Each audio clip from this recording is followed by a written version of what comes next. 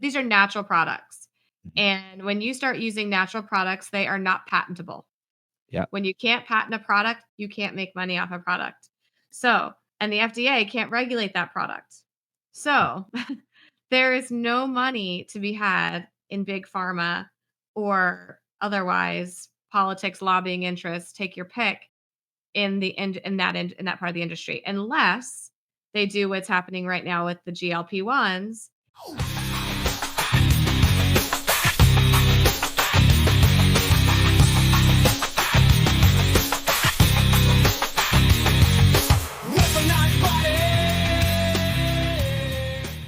All right. Hello and welcome to the Weaponized Body Podcast. As always, I'm your host, Dr. Ryan Hewitt. And I have a very special guest with us today. As always, we are talking topics of metabolic movement and mindset to optimize your performance, health, recovery. And we have Dr. Lori Gerber, who's a board certified physician with emphasis on dermatology, anti-aging, and regenerative medicine. She's also the creator of what's called the Real3 Method, which we'll talk about today. And Dr. Lori and I have been working together for, I guess, this year, right? So in a bit of Yeah. last year. Yeah, it's been awesome. I've been sending Dr. Lori some patients, and we've been collaborating together in weaponized wellness with blood work and hormone optimization. So we're going to talk all things that kind of jazz. So let's rock and roll. Absolutely. So welcome Thank to you the for having podcast, Dr. me. Lori. Thanks. Yes, I of course. appreciate it. It's always great to have a colleague that has a like-minded onset and mindset, right? We want to make people better Absolutely. That's what it's one all step at a about. time. Yeah.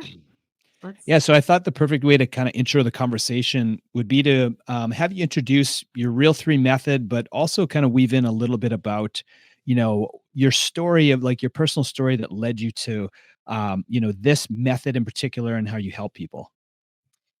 Yeah, that's a long, It's a story. lot. No, I'm like, in thanks summary. for those of you that don't know, I'm from Philadelphia, so we like to talk a lot Okay. as well. So, but really my story started, honestly, after college, I started to become allergic to all thin-skinned fruits, and I didn't know why. I was never allergic to anything, and fast forward in med school, I became a autoimmune thyroid girl.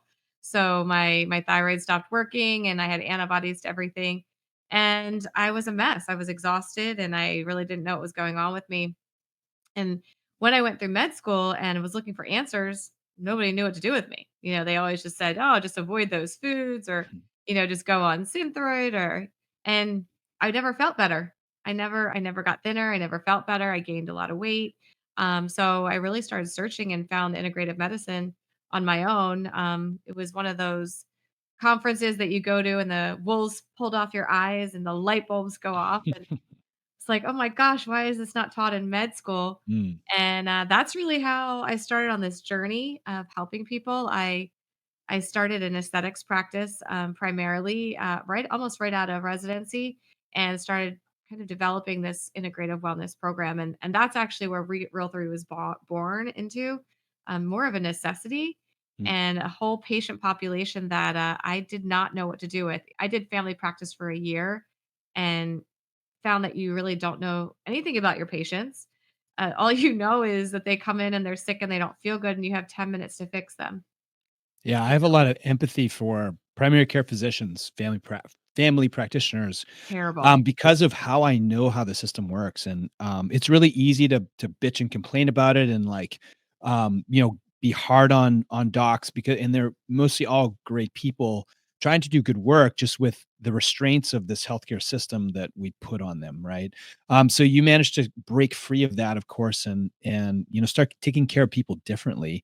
So how did you make that jump? How did you jump that gap from like, Yeah. traditional, family practice to, I guess taking care of people how you want to? I can make a dad joke and say very carefully. I mean, it was, it was really a leap of faith, to be honest. I Mm. know it's a lot of older practitioners, over the years have come up to me and they said, "How did you get out of Yeah. what I would say traditional, payer models?" Right? Mhm. I really never got sucked into the payer model. I was in there for about a year and really just was like, "This isn't for me." And so what I ended up doing is starting just a self-pay practice. on a very small boutique scale. And actually, I practiced neurology. Actually, I did neuromonitoring on the side to support myself while I kind of built this practice up. And you're very familiar with neuromonitoring, right, Ryan? Mhm. So I did that for a long time to really just cultivate my practice. But I was really unhappy in primary care. I was tired of writing pain medicine scripts after the doctor before me had done so for all those years. I was tired of not getting help from basically my colleagues for my referrals, all of my specialists. And I decided that I was going to start with hormones. So my gateway to this was actually BioT, which is like a company Mhm. that does pellets. So that was really and the A4M. So I started going and getting certified at the A4M, an anti-aging and regenerative medicine institution, and started doing testosterone for women and progesterone for women, and it grew from there. Yeah. I took a leap of faith.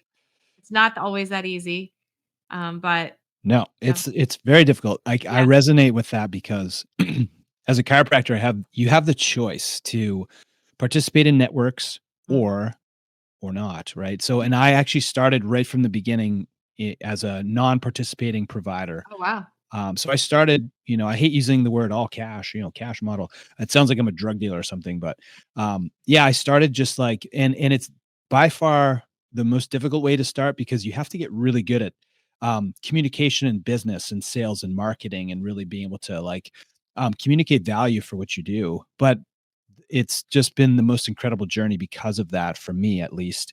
And people ask me, they're like, "How did you do it?" I'm like, "I don't know. I just started this way. I don't Yeah, know any other way." But what I did is I visited practitioners while I was in school and I saw the guys that had a model of practice that they were able to control themselves and like take care of people the way that they saw fit, that they can take care of the people the best and not have any third party payer dictate the quality or quantity of care they're delivering.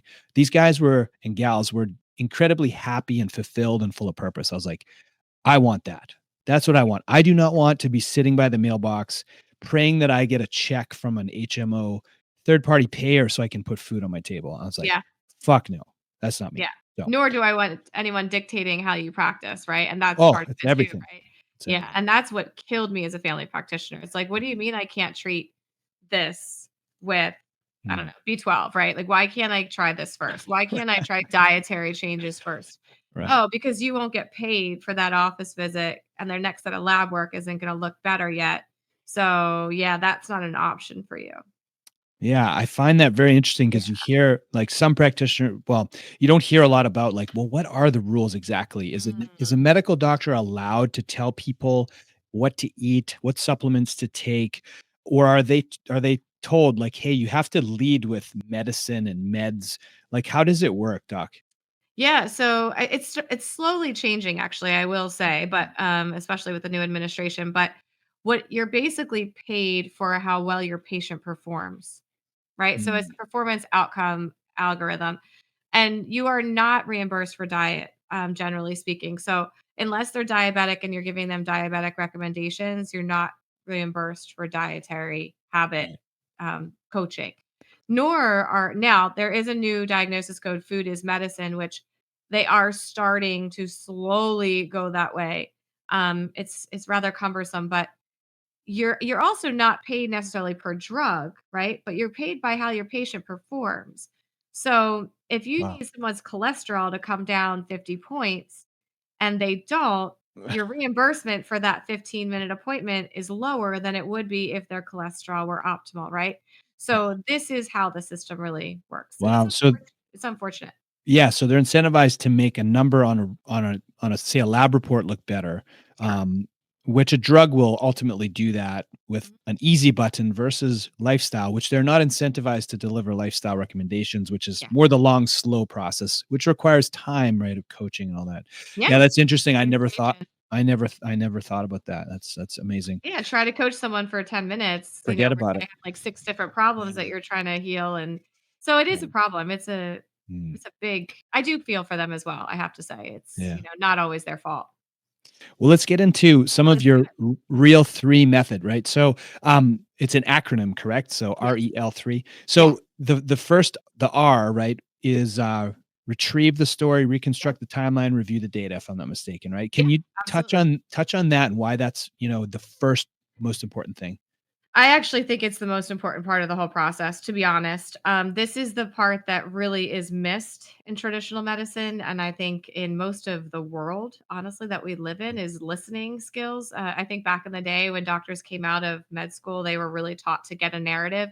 Now, really, they're just not, it's get the quick story, right? You're all about time. And I like to listen to keywords, adjectives, descriptors, right? So, not just I have insomnia, but I have insomnia and I can't fall asleep. I can't stay asleep. My brain is racing. I sleep for a quantity of hours. Get very tangible evidence and then reconstruct that timeline. To me, the timeline from birth till current is, and for chiropractor too, right? Like you Yeah, need it's to do that critical. birth history, Yeah. right? Yeah. How was it a normal vaginal birth? Was there head trauma at birth? Like all these things that go into cervical, vagus nerve. It's so important to put an order to things and see how far things really go back because you can usually find a trigger if you ask enough questions. So that's really that reconstructing that timeline and then reviewing the data. This is reviewing the data with a different lens, a different scope. I'm not looking at data the way LabCorp and Quest suggest we look at data or the way the insurance companies suggest we look at data. I'm looking at numbers that correlate with a story. So Mhm. are they high or low on a reference range? Are they on the bell-shaped curve? Are they right in the middle? Or are they toward the bottom of that bell-shaped curve? This is where I think reviewing the data with a very different perspective makes the most sense. So those 3 R's to me are really what stands us apart from most, and that goes for any integrative physician and how they obtain their story. This is the most time-consuming part. I think that's big from a patient understanding Yeah. as well. I can't tell you how many patients, almost everybody, honestly, when I review their blood work with them and I start out with their story and then I review their blood work and I teach them, right? So I'm teaching them Mm. about what I'm reviewing and why these are significant. And they're like, oh my God. They're like, I never was walked through this. I never understood this. I never knew why I needed to know this. And I think a lot of people too are shocked to know how much their history matters. As far as like, hey, listen, it wasn't just about last week or even last year. It's about the entirety of your lifetime. Like, what did you do repetitively for the last 20 years all day Yeah. long, right? Yeah. When it comes to their posture, positions, activity, it's like, well, what was your diet style? What meds have you been on? Blah, blah, blah. So yeah, it's so critical because I think as humans, we're taught to minimize problems in a lot of cases, and Yeah. it's easy to minimize things that have happened to us or that we've been through. It's like survival mechanisms. So, Well, and they can um, defend themselves too. Like yeah, I teach them, and to me, an educated patient is the best patient, and because you're mm, going to go across a lot of doctors and medical providers that don't agree with what we do, right? oh man, So if yeah, you can sit there and say, you know what, I know that this is the normal reference range from 2 to 4, but mhm. I want to sit on the high end of that reference range. I want to sit at 3.5 because I want my thyroid to be optimal. Whatever. If they can explain that to a provider, what Yeah, what are they gonna say back, uh, right? Yeah, right, yeah. yeah, no So that doubt, to me, that's huge. yeah. It's Huge. empowering the patient, right, to be Yeah, an advocate. So now we'll move to the E, right? So the E is like environment, right? Which includes lifestyle, triggers, all that kind of stuff. So, what does the E mean, Dr. Laurie, when you're going through the acronym? yeah, so the E can be really, extensive. No pun intended. Maybe we should add that in to our Real3, but the E is really anything, that you want to eliminate essentially. So, it Okay. could be environmental, it can be lifestyle, it can be, foods.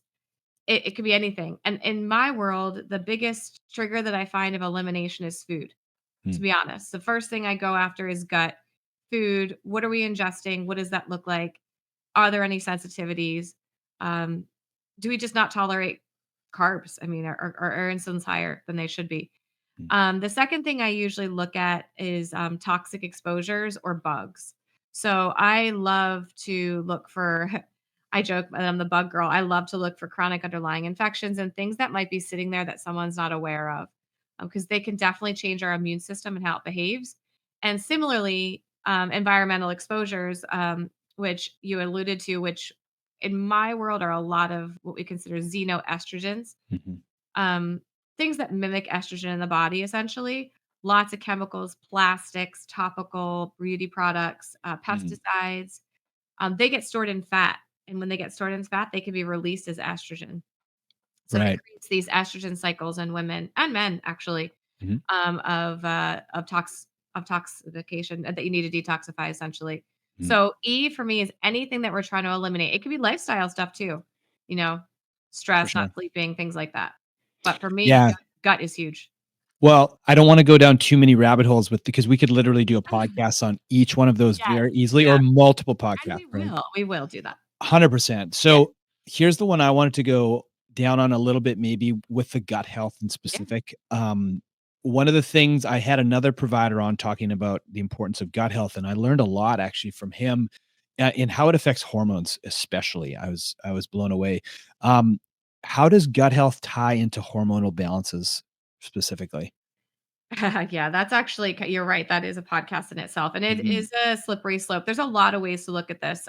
You can look at the fact that we can't tolerate certain foods efficiently or effectively. So let's just pick gluten, for example. It's an easy Mhm. one.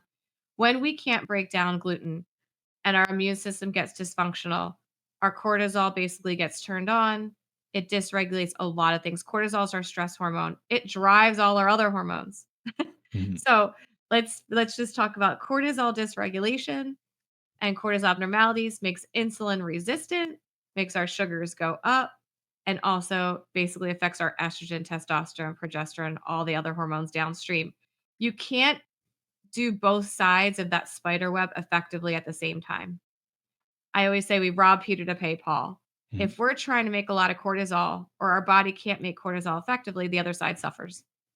And that's really, in my brain, the most important one that has to do with gut, and the ability of estrogen to constantly recycle in the gut and these xenoestrogens. That's a whole nother topic in itself. But once we absorb these estrogens into our fat cells, they literally just keep going around in the body. And Mhm. we get this huge estrogen cycle, which puts on belly fat and all this other stuff. So, and water retention. But for me, what I see the most of is food sensitivities Mhm. chronically driving cortisol abnormality driving hormonal dysfunction, essentially. And you could take as deep a dive into that as, Yeah. as you What want. maybe you could just share what's the main way that you find out, Yeah. if foods are triggers for people affecting their cortisol? Yeah, so one of the first things I do is, it depends on the situation, but I will just say, you know what, let me pull you off of gluten and dairy for a good 6 to 8 weeks. Like, So just like an elimination. you want to Yeah. make it really easy, do an Easy, elimination easy. diet, Yeah. easy, cheap. I love those. Yeah. Yeah, it's a great way to say, you know what, like, look what happens to your belly fat when you go off of gluten. Mhm. It's not just keto, right? It's off of Sure. gluten specifically, right? Yeah. And then the other thing we could do is we can test morning cortisol levels or Mhm. even throughout the day. We can actually do a saliva kit or just do a blood panel, Mhm. and see how high or low those cortisols. It could be either or, really high or really low. Um, and then in all honesty, we can look at insulin and sugars and get a good idea. I don't like just looking at glucose. I like looking at an insulin level. Mhm. Insulin levels that are high almost are always synonymous with cortisol dysfunction to Mhm. some degree.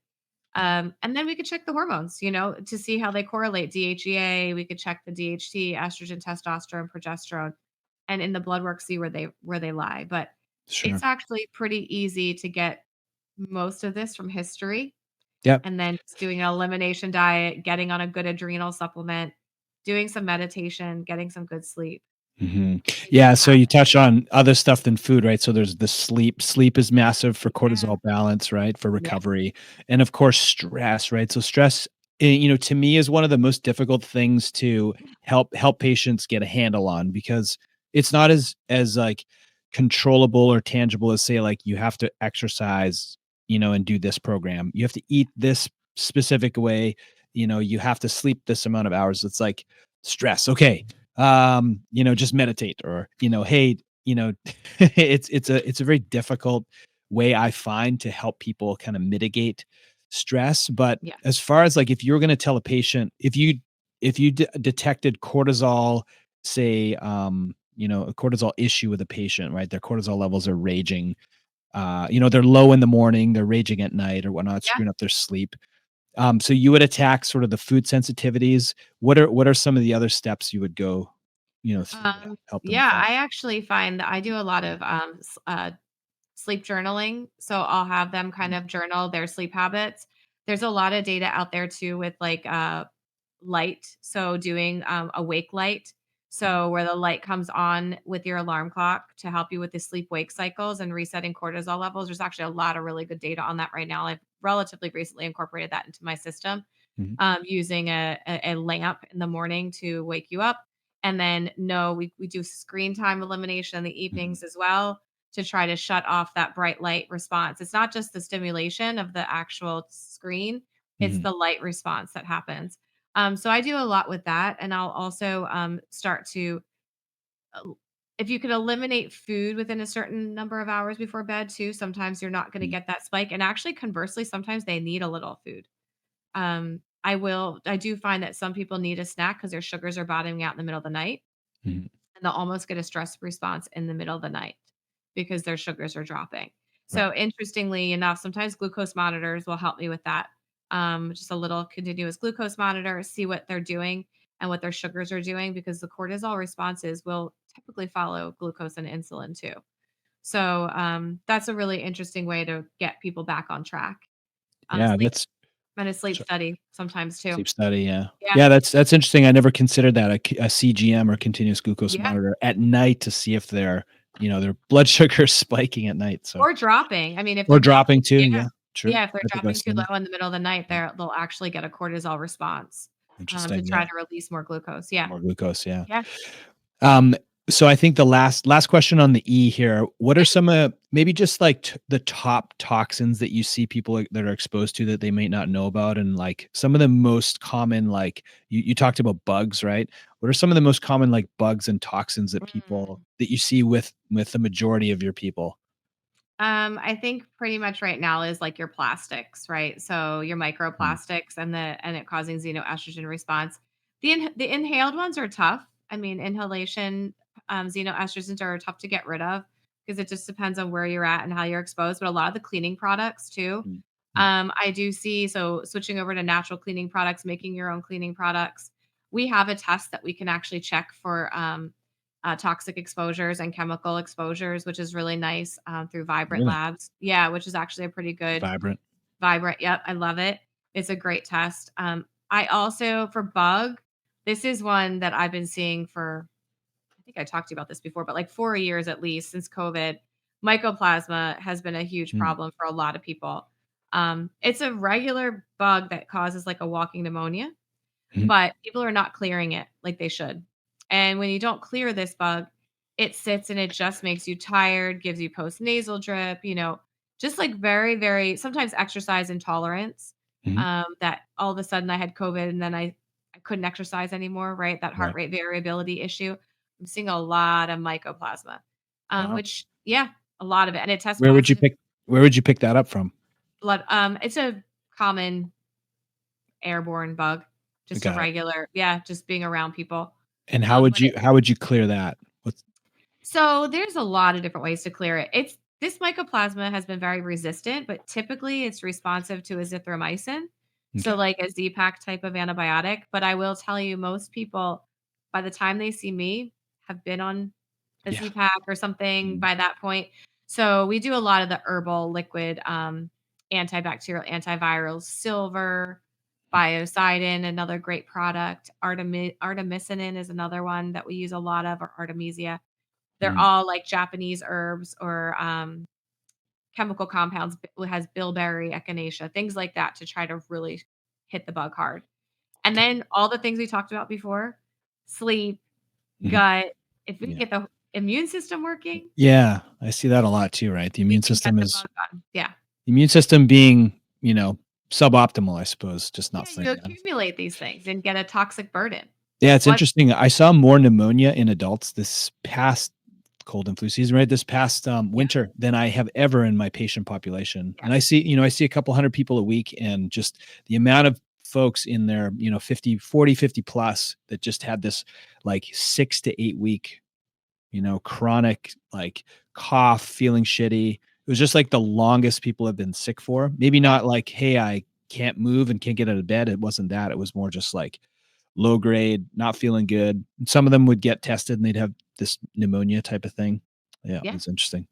And it's interesting, they don't clear it. Like, if I go to Mm. check antibodies at 8, 10, 12 weeks, they should be gone. Yeah. Like, we shouldn't still be making those, but I'm seeing that just sit. Mm. So, like, they get run down again, the bug comes out and plays. They can get it to calm down a little bit, and then the bug comes out and plays, kinda like Lyme does. Sure. That's another similar, scenario. So, and that's But a blood test you would do for antibodies for yeah, mycoplasma? yeah. Cool. Is that when you do that one through Vibrant as well? I actually can do that through LabCorp, I can. Of course. Vibrant does it as well as part of their bug panel. Mhm. Um, their bug panel is not part of our what I like to consider the bundle, the cheaper bundle of labs that we can do that are affordable. So if I have to, I will do that one. Mm. But I will try LabCorp first. Got it. Yeah, if I can. So we'll move to the A, right? Yeah. So, and the A is from what I understand is like adding, right? Yep. So the Addition. addition. So to me, this, like, I always look at things from the point of like toxicities and deficiencies. For a lot of people, if we can just eliminate toxicities, which we kind of just talked about, and shore up deficiencies. And this is where I found like blood work has been the most powerful tool for me over the years to help people with deficiencies, because we can, see that from an objective standpoint. So, like, what are some of those, the most essential, you could say, like, vitamins, nutrients that you often find depleted? Maybe you could talk specifically to women on this one. Yeah, yeah. I think that you're right because people love proof, right? You don't Mhm. feel necessarily a lot of your vitamin deficiencies because it's Right. cumulative, right? Mhm. So for me, women, well, I'll go women and men, and then I'll go women specifically, but Mhm. B12, vitamin D3, iodine are all almost deficient in every single Iodine too. person. Mhm. Yeah, iodine's a big one. I have a whole podcast on iodine if you wanna ever get really fun. For sure. It's all about how iodine's not in any of our foods anymore. We Mhm. don't really use it. We don't salt anything anymore, right? So, I do. I do too, but, Yeah. the teaching is low sodium, don't Sure. salt your food, Yeah. and iodine only stays as iodine for a short period of time in salt. Mhm. So it becomes iodide Mhm. after. So those are my top, like, 3 metabolic deficiencies, and then, of course, omega-3s, you see your omega-3 to 6 ratios off. Mhm. And in women and men, low testosterone, I would say, starts pretty early on. We're seeing that, and that's not a vitamin, but a hormone deficiency, probably as early as 30s, I'm Mhm. seeing that. Um, Progesterone going down in women as early as like late 30s or even mid to late 30s, even sometimes even younger, when that period becomes a little irregular or they can't sleep or they're anxious. They're the big ones. Estrogen for me is a very late finding for most people. That's Really? not one that, yeah, that's 2 years after missing periods. You don't see estrogen deficiencies very often until later. People are feeling Right. a lot more stuff earlier than that. Right. Yeah, speaking specifically to hormones, yeah, so this was a big eye opener for me over the years, particularly in the last 5 years, just from my own personal story, but, I know for guys, we're seeing a lot of low testosterone from the things we're touching on here, which is like toxicities, deficiencies, just from the world and the planet we live in, physical, chemical, emotional stressors. Same with women, right? It's affecting their hormones similarly, but slightly different. So you're saying that with guys, you're seeing this testosterone um, come down as early as like your 30s. Oh, yeah. And then Mhm. with women, also the testosterone, you're seeing the progesterone as well. Yeah. So, what would you say are the main causative factors for that, as far as like the hormone deficiencies? That's actually a really hard question to answer. I've thought about this a lot over the years, and I don't know. Well, with women, it's hard to say because truthfully, women were never really tested for testosterone levels prior to Right. like the last, I don't know, 10 years or so. Mhm. But I personally think it's the replacement of hormones in foods. And that stimulation of hormones in foods actually shuts off our natural production personally. You're getting all these extra hormones that way, and it might not be strong enough to it'll for a little while, it'll actually supplement what we naturally make, and then our body says, "Wait, I don't need to make all this. You're giving it to me in other forms," and backs off slowly. I also think we live in a world of very high stress and a lot of cortisol and adrenal dysfunction. Mhm. So when you create these, I would say, like, cultures in which stress basically drives our whole lives, um, that makes us not be able to make as many hormones. When we're so busy making cortisol, Mhm. we can't be busy making testosterone. It just you can't do Right. both. Right. And then we live in a world where we suppress cholesterol. So Suppress. Yes, of course. that's my third, like, if you really wanna Interesting. get to the nitty-gritty Yeah. of it, we Yeah. make everything from cholesterol, right? Mhm. So, when we live in this world where cholesterol is bad Mhm. and cholesterol, low-fat foods, right? Mhm. We actually all tried everyone was trying to eat low fat for a long time. What happens when you get these non-nutrient dense, non-full fat foods is you don't have the precursors to make hormones. You just don't. You That don't makes have it. sense. Yeah. And you Mhm. put people on a statin, well, what happens in 2 years? You can't make your testosterone, Mhm.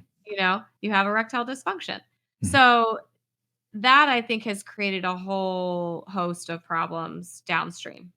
Hmm. So, that's my like, if I wanna give you my top 3, I'm sure there's more genetic component to this as well, where over time our genes are modifying, Mhm. and as we marry and procreate down the line, um, biologically, we're not hunting anymore, right? We don't need testosterone to go out and get our food. Like, Mhm. I'm sure there is a component of hunter-gatherer, genetics to this as well, but Right. yeah. Yeah, it's complicated, right? It's not like any one answer, and I know it's difficult to answer, right? Because there's just so much stress, and I've thought a lot about this too. I know Mhm. the reasons for me, like there was when I tested my testosterone, so I did a lot of competitive CrossFit, a lot of high Wow. intensity interval, and then in the meantime, right, my TSH would rise. I was actually supplementing a lot of exogenous like carbohydrate because I was doing aerobic and anaerobic exercise. And some of the carbs I was using, the simple carbs, I didn't realize was fortified with iron. Oh, Actually, yeah. like I was using Mhm. some baby food in my blenders and all this stuff. My ferritin levels were really high, so that gave me, that actually suppressed some of my testosterone. My ferritin levels were upwards of 700-800 at one Oh, point. wow. Yeah, I was a total disaster in my mid 30s. My testosterone went down to in the 200s. Yeah, and even after cleaning all that up, it was just like the recovery was just never going to happen like so there's just so many roads that lead to, suppressing your body's, hormonal regulation, but it does seem like cortisol really is at the root of a Yeah. lot of that. It steals a lot of progesterone production, Yep. and it suppresses testosterone. It creates a lot of, that insulin resistance with just chronic Mhm. high stress, getting stuck in fight or flight when you need to be in rest, repair, reproduction, relaxation. So, Yeah. yeah, there's Especially a for women with that pregnenolone and that progesterone. Mhm. I joke all the time, progesterone should be next to, insulin resistance and brain in the dictionary. Like, Yeah, you lose progesterone, your insulin goes up, your sugars go up, your yeah. brain gets foggy, and you're anxious, and you're a mess.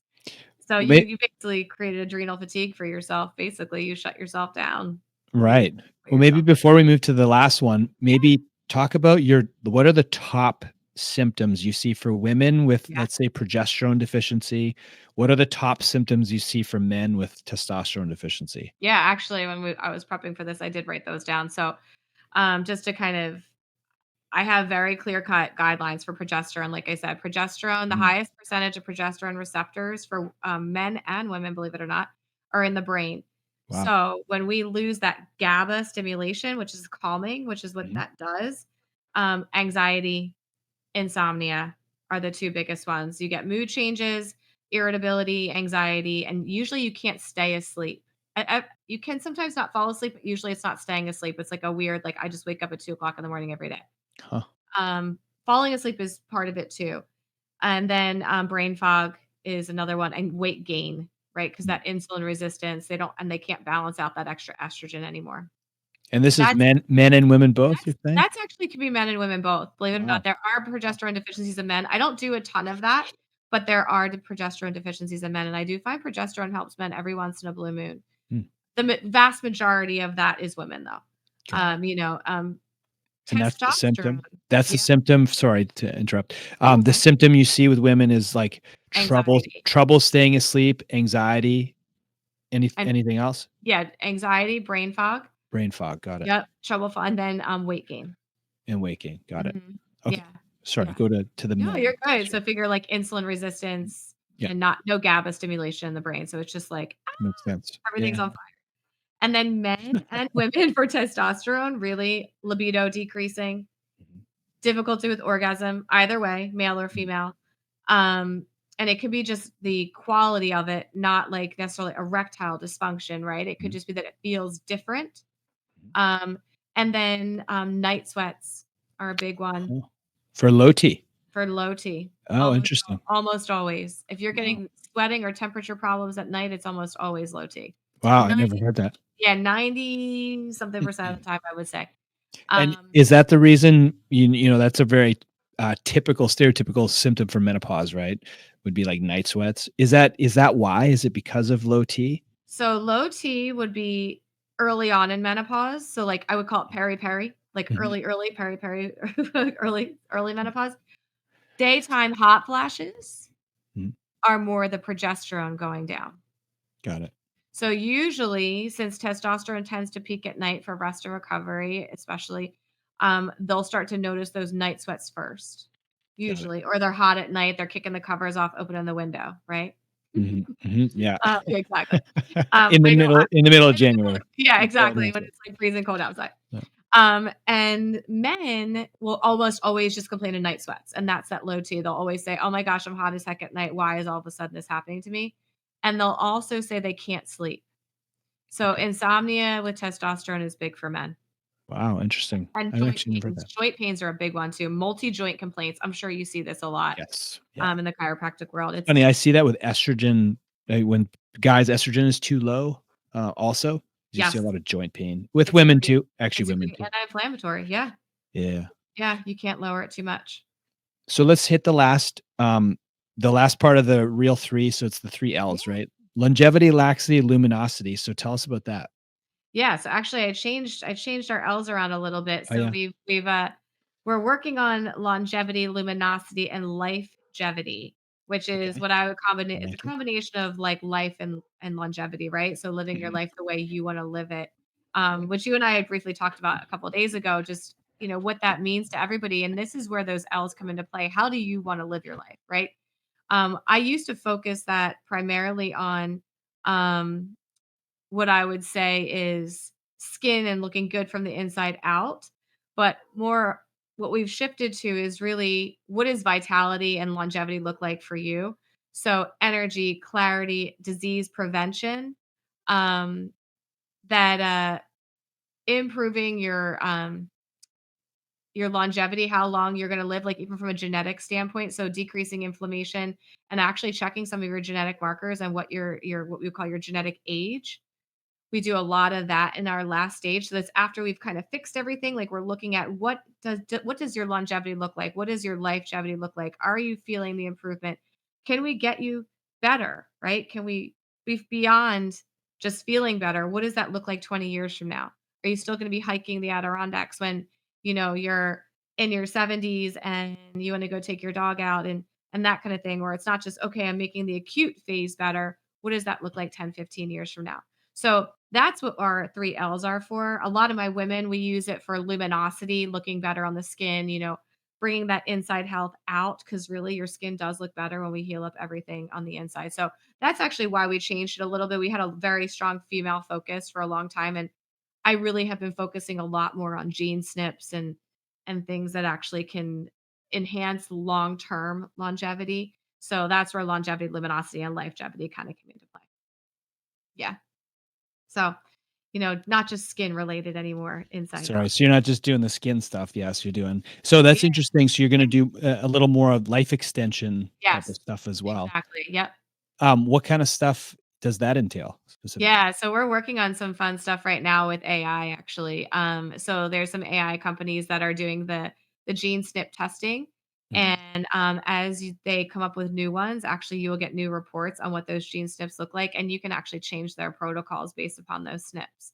So, and Gene you can snip actually testing, okay. yeah, so it basically Yeah. it's little, DNA pairs testing where it's like um, genetic they're not necessarily mutations, they're just morphisms, right, that we're Mhm. looking for that actually code for different things. And now that with AI and it's kind of crazy. There's new ones that are found like all the time. So they're constantly getting added into a database. So once you register with these databases, you can constantly get new reports of what your genetics mean and Very how that cool. changes. Yeah. So that's just something to look for in the future that we're kind of Y diving into. Yeah, But that sounds like, yeah, I mean, that's a very comprehensive oh, it's kind of crazy. outlook. Yeah, it's a lot of stuff to help people That with. gets crazy. Well, Yeah, it's it always sounds evolving. I love it. I love it. So I guess I wanna end with some like biggest myth types of questions because I feel like these are questions that I've had before. I know a lot of patients Mhm. have these specific questions. They're like, I just want to know the answer to this.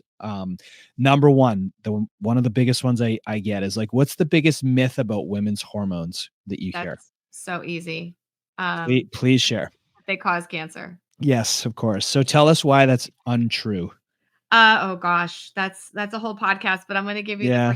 brief version is that the Women's Health Initiative was flawed. Mm, And you can Google the heck out of that if you choose. I do a little podcast on that as well. And that it was done on 60 plus year old smokers with very high risk estrogen, with a lot of estrogens that we don't have in our body and no progesterone. mm, So, estrogen makes things grow, progesterone stops things from growing. So, they were doing this in a manner that was extremely unsafe. mm. And when you make things grow, you're going to cause cancer, especially in people that are already prone to cancer. Right. And if you look at the statistical significance of that study, if you want to take it a step further, it was Mhm. not statistically significant data. So, which that in English, guys, that means that there wasn't enough people with cancer compared to non-cancer to make it worth the study. Interesting. Yeah. So, And I guess you could progesterone. get into the whole politics of it too, of Oh, why yeah, yeah, yeah. how that drove a lot of the, drug company innovations and whatnot, so Yeah, there's a whole thing, but I will tell you progesterone for me and is anti-cancer. It's anti-proliferative, it Mhm, stops things from growing and really it actually blocks most of the estrogen sensitive cancers. So to me, if we want to have the estrogen conversation, we can, because that's really where you get into trouble if you're going to do it by itself. mhm. And testosterone was never talked about with women specifically. So Right, then that's a problem. So, got it. yeah, Alright, you ready for this one? sure. Why do people need to see Dr. Lori or Dr. Ryan Hewitt or, hormone health clinics for men and women, right? So there's all kinds of people that are like, my doctor won't test my testosterone. They won't recognize it because it's still within range. My doc says my menopausal symptoms are normal. Why is it that people need to invest money out of pocket for this kind of help? In today's day and age where we are in 2025, like we have some of the most advanced research, AI, like the best educational facilities, doctors, all this stuff. Like, why are people needing to invest so much money into this hormone optimization, type of sphere in order for them to have like a rich, healthy life? You want like the I want your knee jerk, like, this is the truth answer. politics and money and drug Yeah. companies and Because people coercion. want to know. People want to know. They're like, why can't I just get this You covered? know Why? why? Because there's not these are natural products. Mhm. And when you start using natural products, they are not patentable. Yeah. When you can't patent a product, you can't make money off a product. So, and the FDA can't regulate that product. So, there is no money to be had in big pharma or otherwise politics, lobbying interests, take your pick in that part of the industry unless they do what's happening right now with the GLP-1s Mhm. and put it and no one talks about this, but in order to make the GLP-1s, they changed 3 base pairs in Mhm. the actual product. Then so it's no longer natural. They changed it, they put an N group on it, and they repackage it, and they're able to make it. We've had GLP-1s for like 10 ye no, probably 7 or Those are 8 years. yeah. Yeah. So, I mean, these are not new, they're natural compounds, and that's the problem. That's why there's a lawsuit, and that's why, unfortunately, insurance companies are not on board either. Right. Yeah, I definitely agree with that, Yeah. and that's what is meant by bioidentical hormones, yes, is that these are naturally occurring hormones in your body that we are, Yes. supplementing, optimizing, not always replacing, right? Correct. And then the whole peptide conversation is something else. Um, yes, especially the GLP-1, the weight loss, one specifically. We could do another podcast on that. In That fact, is that would be that's my awesome favorite if we could. biohack, actually. If you ask me my favorite Okay. biohack, what you were gonna do, it's Yeah. peptides. Okay, tell me about what's your favorite peptide? Oh, I Give me your wasn't prepared for okay, that one. I know, I know. Give me your, like, top 3 then. BPC 157. Okay, talk real quick, what is that? BP 157 is a repair peptide. Mhm, So it's going to take away inflammation. It helps with tendon ligament repair, gut repair, generalized inflammation. It's a very, very cool peptide with almost no downside. There's actually a whole lobby right now to get BPC 157 injectable back on the market. So I encourage all of you to go on and sign the petition because it is one of those peptides that really, and I think it's the National Peptide Society that has the petition and is doing actually the IRB, actual testing for the government. I will do So that too because yeah, I cannot get that for my patients. yeah, Um, nobody can. You can only get it orally, which is honestly orally works well. for gut Um, stuff, yeah. Not as good in my opinion. Mhm, There's some companies that surround it with a really good protein so that it doesn't get broken down by the gut mhm, as much, but that's my first favorite.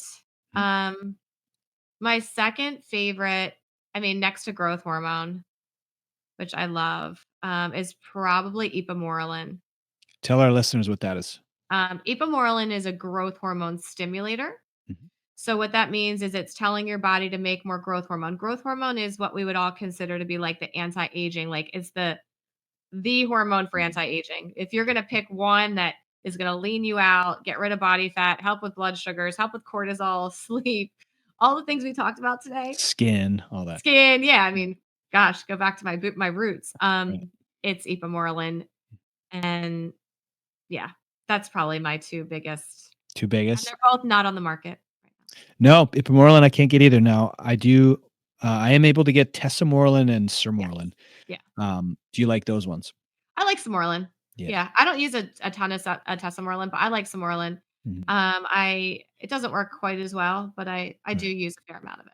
Yeah, I find the tesamorelin is more powerful. It's vastly more expensive than the sermorelin, but It's expensive. Yeah. yeah, they're both great. I guess my last question for you is what's a lab marker? You could say that's not necessarily most misunderstood, but the least ordered that is super duper important to you with your patients. Hmm. Um, Testosterone in women Mhm. because it's never ordered. Primary Right. never orders. Even when they order a hormone panel, they never order it. Right. And probably insulin levels, Fasting insulin? fasting insulin. Cool. I find it to be vastly, vastly important, especially on somebody that might have a normal, I'm going to put air quotes on that, normal sugar. Yeah. Um, because you can do a series of insulin levels on labs and get them covered, whether it's postprandial after eating, Mhm. fasting, first thing in the morning, at night, whatever. And you get a lot of information from that. And you're saying that points to a cortisol issue, generally speaking. Cortisol and it'll give you an early sign of sugar issue, right? So Interesting, because I have had patients where I've had, an A1C that's normal, right? Let's say mhm, 5.3 and a fasting blood sugar in the low 90s, but an mhm, insulin level double digit. yes. Which that has been a little shocking to me, be like, "How is this possible?" So their HOMA IR will be, over 2.0. Yeah. And that one always was, a mystery to me. So that's very So interesting the that question really begs, when are their sugar why when are their sugars spiking, right? Because right. they have to be spiking at some point because their insulin can't keep up with the demand. Or the insulin is you're needing more insulin than the person sitting next to you to do the same Mhm. job, right? Yeah. So and that's an early sign of insulin resistance and diabetes, even though the sugars and Mm, honestly, back in the 60s and 70s, we tested insulin levels. We didn't have a hemoglobin A1C. mm, So, that wasn't a thing. Hemoglobin A1C was meant to be a test of medication mm. adherence, Really? not diagnosis, yes. Huh. So, when Mm. we talk about, like, why that test came out, it was never meant to diagnose diabetes. Sugars and insulin levels were. Oh, I didn't know that. Very Yeah. cool. Mhm. Yeah. Well Awesome. designed. Yeah. You are. So we'll definitely have to have you back here, Dr. Lori. I really appreciate your time. So where Yeah. can listeners learn more about you and your Real3 method? Yeah, so we have a website like everybody on this earth, right? It's mydrlori.com, all spelled out. So doctor, Doctor, and then Lori. And I have a great podcast too, which I had a radio show for a long time. So they're a little long sometimes, they're a little Nice. over an hour, but that is Anti-Aging Unraveled. It is on every podcast channel, whatever you listen on, Spotify, whatever, Apple Podcasts.